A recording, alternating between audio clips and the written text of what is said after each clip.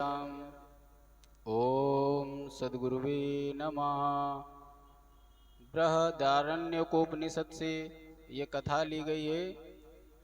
उसी समय की बात है कि एक बार देवता, दानव तथा मानव के मन में एक तीव्र इच्छा हुई कि वे ज्ञान प्राप्ति के उपदेशों का श्रवण करें। मतलब तीनों में इच्छा हुई कि चलो कहीं सत्संग किया जाए। अब उन्होंने प्रजापति ब्रह्मा को अपने आचार्य रूप में चुना। तीनों उनके पास गए।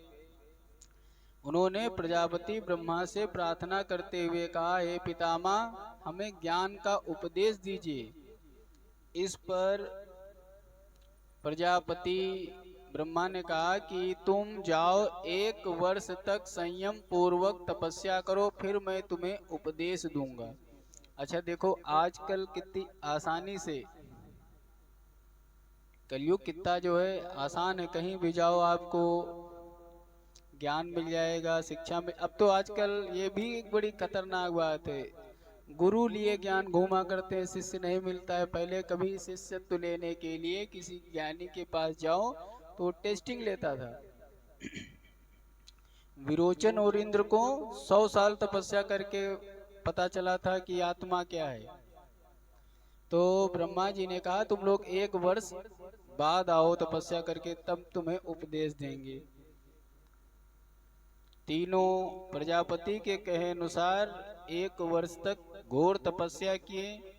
1 वर्ष बीत जाने पर तीनों पुनः ब्रह्मा जी के पास फिर गए। उन्हें देखकर ब्रह्मा जी ने कहा कि तुम तीनों एक एक करके आओ, तब मैं तुम्हें उपदेश दूंगा। तीनों बाहर आ गए।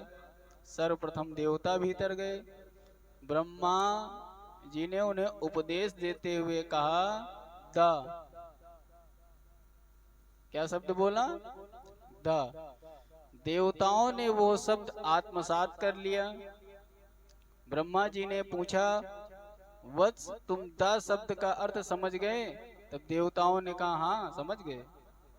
प्रजापति ने कहा, बताओ द का अर्थ क्या समझ में आए तुम्हारे?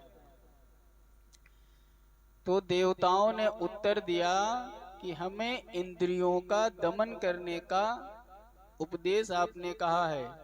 प्रजापति प्रसन्न हो गए, कहने लगे, बिल्कुल ठीक समझे तुम।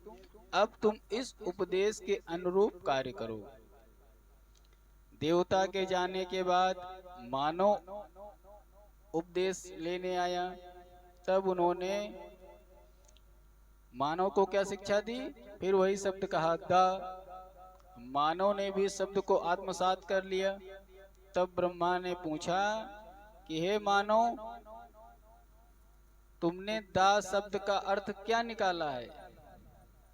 तो मानव ने कहा, प्रभु आपने हमें दा शब्द का उपदेश देकर दान देने की प्रेरणा की है कि हमें दान देते रहना चाहिए, संग्रह करना हमारे लिए उचित नहीं है।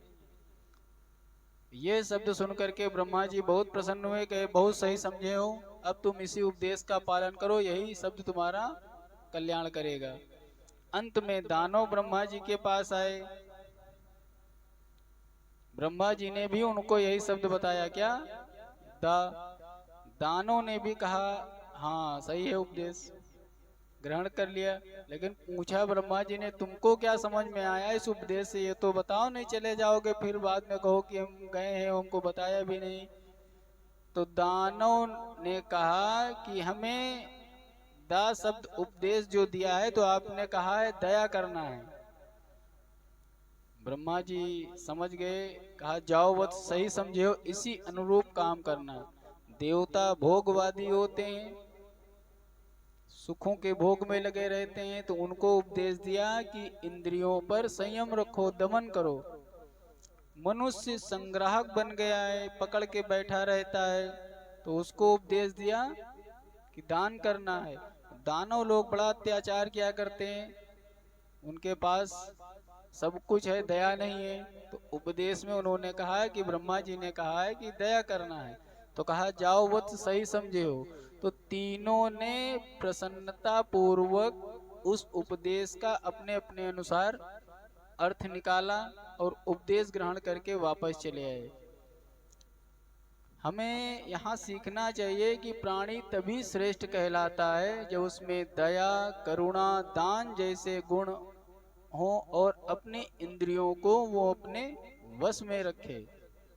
श्री राम जय जय राम।